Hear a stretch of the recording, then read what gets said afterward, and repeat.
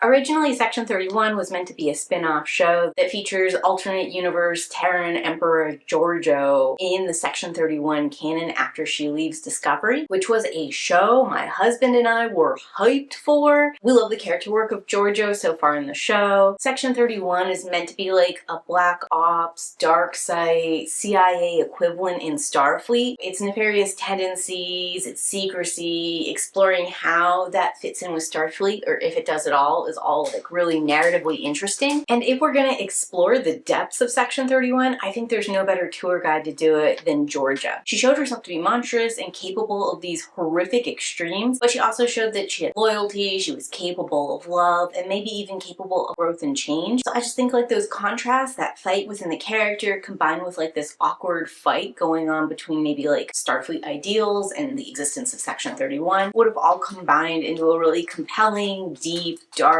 gritty kind of show. Of course, there seemed to be problems in the development that eventually led to the whole idea being scrapped, and I sort of thought that was the end of it, all the way up until last week where randomly, with no forewarning at all, this Section 31 movie dropped. Now, I could tell from the poster that visually it was quite different than the kind of tone and setting I expected in a TV show, but I was still really excited because we were still getting that great character work from Michelle Yeoh, and I thought we could do something interesting in like a compact movie that's sort of without Starfleet, but in the Star Trek universe. But pretty early in, I went from shocked to confused to just horrified with the general mess that is this movie. And as I'm writing this script, I'm sort of darkly amused that even though there's nothing about Section 31 that sort of correlates it to what I know of as Star Trek, it does follow in the general Star Trek tradition of making terrible movies out of what would have been really engaging 1 hour long episodes. But it's not all doom and gloom. Let's go ahead by starting with the good. There's great individual aesthetic moments in this movie. I kind of like the casino, space station, gambling, sketchy backdoor deals, bar kind of vibe they're going for with like glitter and hollow and neon lighting. It is very generic sci-fi bar kind of slop, but it's exactly the kind of slop I enjoy in my generic sci-fi stories. Not all of it is working all the time, and certainly I don't know that I appreciate its existence here in Star Trek, but I generally like this sort of thing, and I generally enjoy looking at it. I mean, to be entirely fair to this movie, I think we had a couple of bars or back alley deals that were sort of visually similar to this in Discovery, and if we remade Deep Space Nine for the modern day, I can sort of see Quark's bar like leaning into this aesthetic. So I guess it's not entirely without its place even in the Star Trek universe. I just don't know how I feel about it being included in my Section 31 movie, a casino heist story. So this movie is a lot of things, and that's part of its problem, but early on we get like this sort of casino heist kind of story where they introduce us to the team, they tell us what the original plan was, and then we sort of can talk about what did or didn't go wrong from there. And because we don't know exactly what they're stealing or why they're stealing at this time, except it's important, I do sort of just look at it like a lot of money stolen from a casino. Now, I don't know what about this premise calls for Section 31. Certainly this is something that Starfleet can do and has done even in non-Starfleet territory before. We're not exploring anything dark or morally complex, so I don't even really understand why Starfleet is concerned Section 31 will go too far. Everything seems pretty tame here. And also, this story is not a great use of Giorgio's talents, where she was like a Mirror Universe's Terran Empress that ruled with like fascism and brutality and whatnot. I don't know that sneaky, coy sleight of hand is really her thing. Certainly she's proven that she can do undercover work, that she's able to keep a poker face and outmaneuver people. I just don't know that this is the ideal showcase for her. Pretty much every time we get a flashback of Giorgio playing the Terran Emperor is a good time. The flashbacks don't fit in this movie. They're very clunky and heavy-handed. They sort of jar us out of what's going on in the movie into this other moment, but I would say it's a better moment than what's happening in the movie, so I'm more grateful for it than not. And on top of that, I just think the Terran Mirror universe is so much fun, and it's so intriguing, and it has a lot of compelling story plot lines and a lot of fun, like with characters just being over the top evil and maniacal. Like, personally, I just think all of that makes for better spectacle. Moving us into the meh.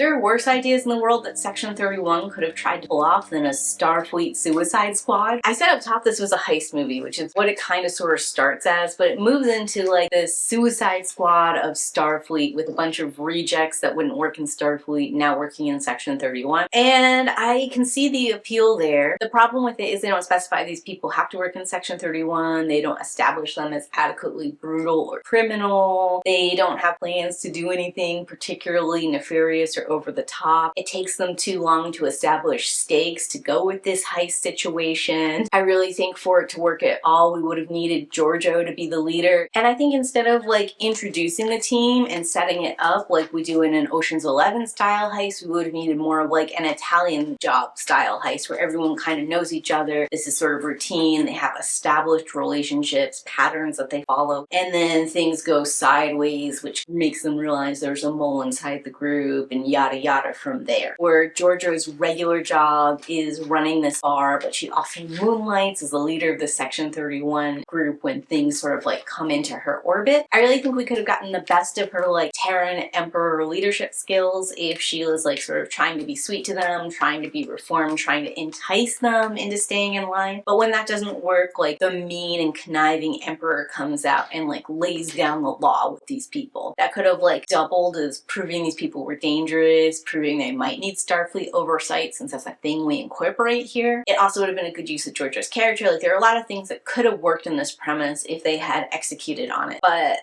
this movie is a confused mess, so I guess it's sort of a moot point. The overall silly tone of this movie. You know, at first I really hated this and I fought it, but we got to like maybe a third of the way through and I accepted that this is just what we're doing with this movie. And I think it could have worked or could have been fine. To be honest, everything felt really flat. It felt like very forced, half-baked, going through the motions. But I do see the potential of like hijinks ensues in this sort of misfit crew. As it stands right now, several of the scenes make me full body cringe. Like early on, Giorgio is fighting the antagonist trying to keep the magical MacGuffin, and they've got these devices on them that allow them to phase through normal matter, so they both run through the wall of the hotel room they're in into another hotel room where there happens to be an alien couple engaging in what looks like to be pretty kinky steamy times. I think it was supposed to be funny, like all the implements that were on the wall, the people in the fake prosthetic makeup, their outrage, like I think we were supposed to get ha ha he he. But for starters, like the comedic timing wasn't really there because they were also building into like this tense action fight chase that wasn't really coming together. So it created a tonal whiplash moment for me. And then on top of that, I just don't think the gag is that funny. They try to up the stakes on this by having this weird mech dude run through the hotel wall to chase after them, and then he like sees the same scene, but now they're even more outraged and scandalized because the whole wall in their room is broken. And you know, a couple issues with this. First of all, I don't understand why Mech Man is running through walls to follow these people since he cannot touch them even when he catches up to them. And he's just like doing damage to the hotel that might mess up the structural soundness of a space station. All of it seems like a bad dumb idea here with no purpose. But then like re-emphasizing this steamy scene that they've interrupted is just not funny to me. I think all the characters are kind of a nothing burger in this. To be fair, I like Giorgio's character and I think Michelle Yeoh is doing everything she can. Unfortunately, the other characters don't give her a lot to work with, and that's not to say that the other actors are doing a poor job. I just don't think they had any material. The leader of this group is this guy called Alec, and he has a sci-fi backstory that I would say is very comparable to Wesley Snipes' Blade, and he has the same emotional capacity and tragedy and sense of everything else that goes with Blade, except even flatter. Lieutenant Garrett is obviously here trying to have some kind of emotional arc. I think she's supposed to be like buttoned up and disapproving of Section 31 and come through in the end to sort of like embrace chaos and decide that Section 31 is okay all after all. But they didn't really have enough time or focal energy to do this for her. Also, Section 31 is not doing anything that's really against Starfleet regulations or that is going too far, so it's hard to make her tight-laced and button up and sort of like reprimanding people if there's nothing to reprimand. I guess they could have made her like overly stuffy and like insist on like small regulation moments and uniforms when uniforms wouldn't have made sense and stuff like that. But they didn't really do that either. She has a couple of moments that sort of feel out of place. face, but not enough to characterize her. Additionally, the fact that her intro into Starfleet is from the science unit makes her decision that Section 31 is great feel especially weird, because Starfleet is great with science and discovery. Like, that is the ideal place for you to be in if you're a scientist, and there's no reason to go over to Section 31 from here. And then lastly, because Alok is the leader and she's the oversight, I really don't understand what their relationship is or her purpose. It just feels very like ham-fisted. I did a little research on the movie and came to find out that this is a legacy character, and I think they just wanted a second legacy character in here for unknown, unspecified reasons. Next is Fuzz, and he's like a small microorganism that's piloting a Vulcan's body, which is sort of like an interesting idea. And I think they have him piloting like this Vulcan mech specifically because he laughs and has emotions and stuff, so it's supposed to be comedic to see a Vulcan show emotion when that's traditionally not a thing they do. Again, I didn't find this funny, and it's really nonsensical in the context of the plot. Like, he's an elite Section 31 worker, supposed to be doing dark ops things and being under the radar, but his whole identity stands out. Like, why did they just file down the ears on the Vulcan and make him human, and then his traits are no longer memorable and he can sort of like slip in and out without anyone noticing? Also, Fuzz's emotional extremes are kind of alarming and opens us up to questions like, are people in Section 31 living on the edge? Are they reformed criminals? Are they mentally unwell? It's possible that Fuzz is displaying an emotional range that is in keeping with his species and just different than what humanity is used to, but it's also possible that he is mentally unstable in some way, shape, or form. And then, like, if that's the case, why have we recruited him into Section 31? How is having someone unstable an asset? It does sort of like tie back into whether or not Section 31 is ethical or not, but for entirely different reasons. And it also throws a lot of shade on Starfleet, because a big thing Starfleet does, it improves communication, it comes to better understanding with different species, and its like system of punishment is more about treatment, reform, and helping people versus like something actually punitive. So putting someone like Buzz into Section 31 raises all kinds of red flags about how they're actually helping Buzz, how they are treating him, whether or not they feel this is a good path for reform by like reinforcing something that seems to be negative. And it also like undercuts the interesting questions about Georgiou's character and her presence in Section 31, because one of the things that we're meant to deal with a character like Georgiou is, can someone who was a genocidal fascist be reformed? And if so, is something like Section 31 the right place for her? It lets us like examine societal, environmental norms that create monsters, or explore whether or not there's an outlier in an otherwise positive society. And then it discusses like how we should help, encourage, or teach those people, and whether or not the only place for them is a shadow force like Section 31, or if Section 31 is sort of like a self-fulfilling prophecy machine. I do find Fuzz's character arc as the mole to be overly telegraphed, almost painful. But I am glad they put down some context for him being the mole and then paid it off for viewers who are paying attention. So that's sort of like a midpoint to me. If we could have seen some chemistry where Fuzz was interacting with the rest of the crew, becoming one of the guys, feeling cohesive, like someone they trusted and relied upon, his betrayal would have felt like something. And if we could have actually dropped hints about why Fuzz is a little dissatisfied, what he was looking for in his life, that this guy could have offered him to turn against the team, that would have also made this a lot more of an interesting point. As it was, they have the beginning of like setup and payoff, but because I have no emotional stakes and no really sense of scope of what this meant or why he would have done this, is sort of like shoulder shruggy, I guess that could happen kind of moment. That moves me into Quasi. I don't really understand what he does or why he's here. At first they like present him as a shapeshifter, which like master of disguise, pretty obvious why you'd want one of those, but then like he's also very smart and like is so smart and sees so many possibilities, he gets caught in the possibility field and can't make decisions. Not for nothing, but Fuzz is able to be master of disguise and hide in plain sight because he's so small, and the Starfleet officer came with a science background, so Quasi doesn't seem to be able to adequately fill either of those roles. And I think he was supposed to be the guy presenting different possibilities and getting the team to brainstorm and come up with decisions together, but it doesn't work in this movie because there's not that many options or possibilities, the team is never on the same page, and they don't have that sort of camaraderie that creates radiates from like having the same goals, knowing each other, trusting one another, making collaborative decisions. We have Mech Man. I don't even know what his name was. He's just in a giant mech suit and really dumb. As far as I know, this is perhaps like the most original thing added to the Star Trek lore. I don't hate it as an addition. Given where we are in the Star Trek timeline, like right after the Klingon Wars, I can see even in space where most of the battles were happening between starships, there would be face-to-face human-Klingon encounters, and one way for you to have a leg up on a species that is stronger than you, faster than you, and trained in battle is to be in a mech suit. And I can see this guy being like a grizzled survivor of these kind of wars, him never leaving the mech suit, him owing like his survival to the mech suit, so like in his head that means he is the mech suit and the mech suit is him. And I can even see, with all of that trauma and stuff, him playing like this sort of happy-go-lucky character because the war's over, he doesn't have to fight Klingons anymore, and he's always safe thanks to his suit. And then this hair-trigger anger that he seems to have could come out if like the mech suit becomes too bulky so he has to leave parts behind, or if he's confronted with a situation that the mech suit can't handle. There is like a lot of potential for this kind of character to play this way, but they didn't do any of the work necessary to explain how he got the mech suit, why the mech suit. Not to mention, like, why would we have this dumb guy who just destroys things in a Section 31 team, especially in a Section 31 team about to do a covert off. And then lastly, there is another femme-presenting character who is called the Honey Pot. I can't even remember her name. She doesn't stick around for very long. I didn't hate her as like having a seductress on the team, but I did find the way that she played for the very brief time she was here to be a pretty offensive stereotype for women kind of pigeonholed in these roles. She plays off like Ozzy is Monk and she is the assistant to Monk, and her main role isn't in her own personal assets but in managing Ozzy and keeping him on track. She has the additional side benefit of being able to control both Buzz and Mech Man. When they get angry and out of control, she can like force them to simmer down, but then that makes her main role as one of the few female characters here to be managing men's emotions. And just what the fuck Star Trek are we doing with that? And when you combine that with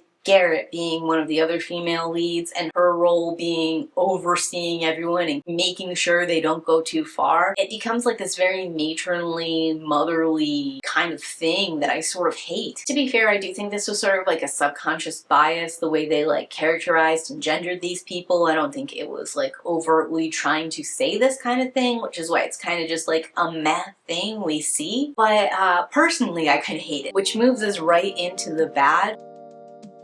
The exposition info dump right at the front. We start with a flashback of how Giorgio became the Emperor, and I'm kind of fine with that. But we roll from that into like this retro Star Trek 007 hologram kind of like intro that gives us a ton of information in the mission if you choose to accept it. And for starters, the visuals on this look like garbage. Like seriously, I have seen YouTuber assets, like stock assets you can get that look better than what's on screen. I don't know who at Paramount Plus thought that this look and design was of a high enough caliber to put into a movie, even a made-for-TV movie. The information's also pretty boring and repetitive, and it gets like directly contradicted when we actually meet the Section 31 team and see why they're here and what they're planning to do. On top of all of that, it is heavily implied that they know this backstory about how Giorgio became the Emperor, and that doesn't make sense to me. How would they know about this mirror alternative universe's lore? And even if they did know it, why would that be what they play as like the introduction to Giorgio? She has worked with Section 31 before. She has a record of cooperating both with Star Trek and Section 31. So I don't know why we're going back to her roots as the Emperor for this intro. The actual plot is pretty crap here. I said that I sort of liked one of the ideas. I didn't mind another idea. What I didn't tell you is there's like 3 more plots that are all sort of slung in here making no sense, as well as their presentation and the overall structure just being bad. Like we open with this info dump that implies we're gonna bring Giorgio into custody and then like offer her a deal she can't say no to for one last mission. That's not what happens. And that was never the plan for what happens, which we know because they show us a plan that's obsolete before they even pitch it to us. Which FYI, their plan to take Giorgio out of the picture and impersonate her doesn't make sense on its face because she's like a very known well-known person, and like one mistake in her impersonation is gonna mess up your whole mission. And it's kind of insulting to assume that you could take Giorgio out like that. Also, the fact that Giorgio so quickly comes up with a simpler plan they can use that involves none of the people for their team makes me just wonder about planning in Starfleet in Section 31 generally. Then we fail that plan and we go into the worst game of Among Us with a sus imposter you've ever seen in your life. And then we move on to some kind of like starship chase slash battle sequence. And then we go into like an all's well that ends well ending. It's not good. Feels like 4 or 5 episodes that they truncated and put into a 90-minute movie. But in truncating it like that, they took all of the stakes, effort, the characterization, and the meaning out just so that they can boom, boom, boom, boom, boom, make things keep happening. And if you're not here for that, this isn't going to work for you. And considering the fight scenes are really bad and the spaceship chase scenes are really bad, like there's not even action to sort of like fulfill that gap or something visual spectacle wise for you to enjoy, you know, maybe as filler in between the lack of characterization, the terrible plot, and the lack of stakes or understanding of the world around us. And all this sort of goes back to a poor structure. Like, yes, I went in with expectations that didn't fit what the movie wanted to do. And I scrapped them and said, all right, let's get on board with a casino heist movie. And immediately I had to scrap that and be like, okay, let's get on board with this other thing. Okay, let's get on board with this other thing. Like every time you think you know what the movie is supposed to be doing, it does something else. And it's not in a fun subversion of expectations. It's a tonal shift and like a wrench in the works where you have to readjust your expectation, you have to readjust your goals, and it never comes to anything. It always just feels sort of forced and awkward. Also, this is a movie that was supposed to be about Giorgio and Section 31. And I don't think I learned anything about Giorgio or Section 31 during this movie. Arguably, I don't think Giorgio ever takes the role as the main character in this storyline. I think she's kind of a side character that got brought on to this ensemble cast's mission, and the ensemble cast is just a bunch of quirky guys we don't ever get to know. As far as Section 31 goes, we don't know how these people got recruited, we don't know why they're here, we don't know if they're forced to be here or if they're willing participants, we don't know what their ethics, morals, expectations are. Even they don't know the stakes of their mission until Giorgio recognizes the weapon and realizes it's like a galaxy ending, which to me like calls into question why Section 31 was involved in the start. Like, yeah, I guess it was really important they were involved once we find out what the weapon is, but before that, it just doesn't seem like something Section 1 needs to get involved in at all. Not to mention who the villain is who has like this ultimate weapon was clumsily dumped upon us. It is supposed to be like a surprise reveal in the back third, but if you don't know who this person is before you get to the movie, I think you're certifiably brain dead. And here's the thing, if we already knew who this person was gonna be, I would have loved in like that phase shift battle, if instead of being like completely masked, we'd had a moment where like she had pulled the mask off and she'd seen who he was, and we'd gotten like that confrontation then, like with feeling and emotion and passion, and sort of like driven the narrative from that point on. The ending of this movie was obviously meant to set up a show with these characters going forward so we'd like get to know them later, but that doesn't work for me because I don't care about these characters, and it won't work now for anyone because there is no show. And then lastly, I want to talk about like that very off-putting way sexism and patriarchy is sort of explored in this movie. I talked a little bit about it in some of the character tropes we got in the mess section as like a subconscious thing, but I think there's this thread, whether it's conscious or not, that deserves like further examination and deconstruction. So we're just going to talk about it briefly here. So if we look at Giorgio, she is facing her past as like a fascist, genocidal ruler. And the way she became this ruler is she and a bunch of other children fought in basically the Hunger Games, where everyone was killed except for her and this one boy ally she had. And only one of them was supposed to survive, but both of them did, which leads them into another test. And between the two of them, Giorgio is the one who successfully pulls off the challenge, I guess, of poisoning your entire family to take over as emperor, where the boy character was not able to poison their family, and in retaliation, the emperor raises their whole town and then forces him to present to Giorgio. And the boy is still tentatively hopeful that maybe Giorgio will not choose the patriarchy, will not choose toxic masculinity, will not choose this grab for power, but instead like recognize their alliance, how they were stronger together, their established unity we recognize how she said herself that neither one of them could have won the death match without the other, that they like filled in for each other's flaws. Perhaps they'll remain united in this moment. And obviously, for anyone who knows the show and anyone knows Georgiou's backstory, she doesn't choose this. She chooses the patriarchy, toxic masculinity model and spurns this like softer, more femme-presenting decision for unity, decision to care about your family, decision to care about the community kind of moment. And this is all fine because we're talking about the mirror universe and the Terrans, which are like an evil fascist society that's established as wrong. And in some ways, the way that they depict this is very interesting because they separate the patriarchy from gender. These are the established norms that we've created like gendered roles around here in our society, and they've kept the roles and sort of removed gender from it and even like flipped the gender in this case by Georgiou taking the traditionally masculine role and her male ally taking the traditionally feminine role. Because anyone can choose these two different sides of the coin, right? It's just about what our society has decided is the right way to act and like what's the best way to get power or whatever, and it's been played out to like this larger than life big extreme where everyone can see that it's not so great. But then we come to like present day of the movie and we see that Georgiou's former ally is the mastermind between this whole plot to destroy all of the known universe and then let the Terrans come in and take the spoils of all the destroyed dead people planets. And it's like, why has this guy who has historically chosen the right, the lesser, the more feminine friendship, loyalty, family, love role decided to come back and like make a grab for power that he knows is toxic and awful? His like parting speech to Georgiou when he faked his own death is about how the girl he knew and loved is dead and how she would never make the choices that Georgiou had made. So is he like symbolically killing the boy he is who made those choices so he can come back even more toxic and awful than she is? Like, I don't think this choice for villain makes sense. And I don't understand why once he is free, he doesn't choose to live in freedom and find some kind of peace and happiness on his own terms, in his own way, valuing the things that his society never successfully beat out of him. So I don't think this decision or this character makes sense on its face, and honestly, I think it's preying into this concept that a lot of people mistakenly have, where like the majority is afraid to give the minority power or to acknowledge wrongs done to them or to try and create like some kind of justice to rectify past wrongs because they feel if they flip-flop the power, then that minority people will do the same thing to the majority that the majority did to them. This is just not a true thing, and I don't think preying on this fear is really good, helpful, productive, or realistic.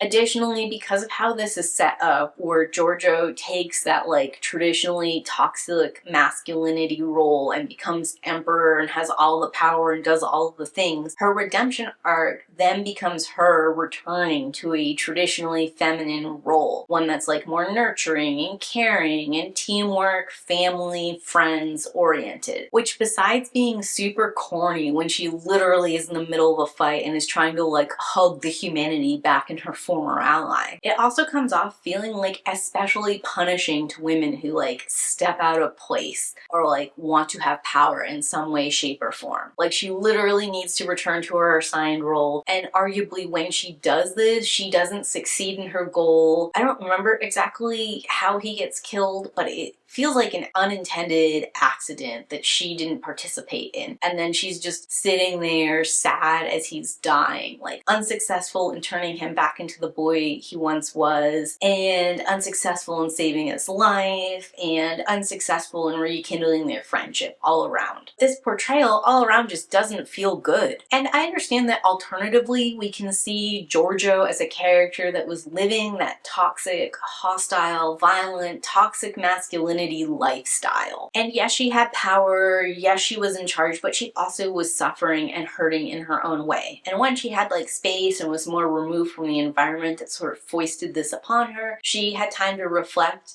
regain a more humanitarian set of values that present as traditionally feminine in our world, and then she realigns herself and like chooses these, recognizing their strength and core values and why they would better than the toxic masculine way. But here's the thing, given that she is the one who saw any benefit from like the traditional toxic, patriarchal lineup. She did get power from this, and she was in charge. And she is the one who betrayed her ally to gain this power in the first place. In a lot of ways, her now returning to him when she's about to lose it all and like asking for this forgiveness, asking for them to rejoin as a teamwork and partnership feels more like a convenience than her actually having a full redemptive arc. It feels like more of the same, where she chooses solidarity and teamwork when she cannot win on her own. And I personally would have been wary of teaming up with her or choosing to follow her instead of my original plan, because I figure she'd just turn against me when the moment was right, just like she did the first time. And this is a problem with a movie just going through the motions and not doing any of the work to make this ending actually fall into place. Like, she doesn't have any interactions with this guy after he fakes his own death. So how would he know if her redemption is authentic and she's really offering like some kind of friendship, protection, safety, unity after all these years? Or if this is just another ploy of hers and she'll poison him the moment she gets a chance and then take all the glory for herself again. Like, once again, I don't agree with him coming after Giorgio or deciding his plan is to destroy all of the universes. But once he's committed in that, turning away from it for any reason makes no sense for him. And on a certain level, because he has suffered so much, because he has been betrayed by her before, there's part of me that is rooting for him to stick to his guns and do what he decided to do. And separate from like any commentary we might make on sexism or patriarchy or toxic masculinity or pro-status quo models that we're looking at in this movie, there is something to be said about a movie where your main truly evil antagonist is the guy I'm low-key rooting for over anyone else in the movie and like feeling the most passionately about what they're doing and why they're doing it. This universe feels so lifeless and everything in it is just so pointless. Why shouldn't I root for him to destroy it all and at least get a little bit of his own back? Why would I want him to choose unity and friendship and the non-traditional path when we have seen no value from that and no proof that Giorgio is actually even offering anything but the fake image of that? And I guess that's why this on its face fails to me as a Star Trek movie, because at its core, Starfleet is about exploration and discovery. When they come into conflict, which happens quite often, they're interested in more research, more understanding, and negotiation. And when those things fail, which also happens quite often, and we've seen a couple of Starfleet wars at this point in its history, when they come to the negotiating table, they're not punitive. They're looking to show actual reform, to actually make amends, to make sure there's true understanding and lasting peace. This movie at no point in time ever attempts to like see the antagonist's point of view, to come to him on his own terms, to offer him a chance at redemption, reform, peace, any of those things.